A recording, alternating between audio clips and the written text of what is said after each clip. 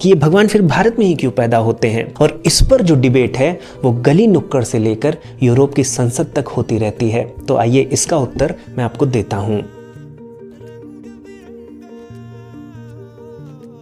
अब साथियों, अगर आर्कियोलॉजिकल एविडेंसेस भी देखें तो आज से 4000 साल पहले, 5000 साल पहले पृथ्वी के बहुत ढेर सारे भूखंडों पर आपको ह्यूमंस जो मिलेंगे वो छोटी छोटी सेटलमेंट्स में मिलेंगे या आपको ट्राइब्स मिलेंगी।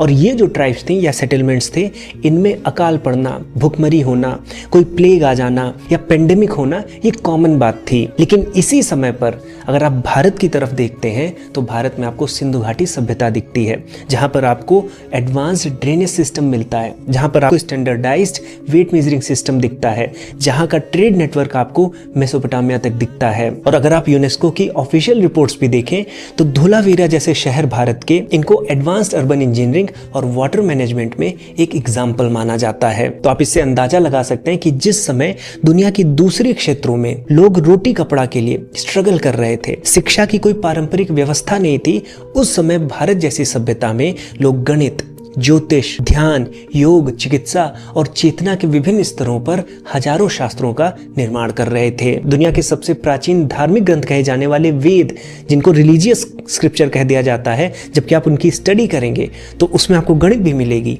उसमें आपको एस्ट्रोनॉमी भी मिलेगी, उसमें आपको आयुर्वेद भी मिलेगा, उसमें आपको संगीत विद्या मिलेगी। तो ऐसे वेद जो दुनिया के सबसे प्राचीन ग्रंथ माने जाते हैं, उनका भी जन्म हो चुका था। और आर्कियोलॉजिकल एविडेंसेस ने यह भी प्रूव किया है भारत में मल्टी क्रॉप एग्रीकल्चर था, यानी यहाँ पर जो एग्रीकल्चर था वो स्टेबल हो चुका था, तरह तरह की यहाँ पर क्रॉप्स उगाई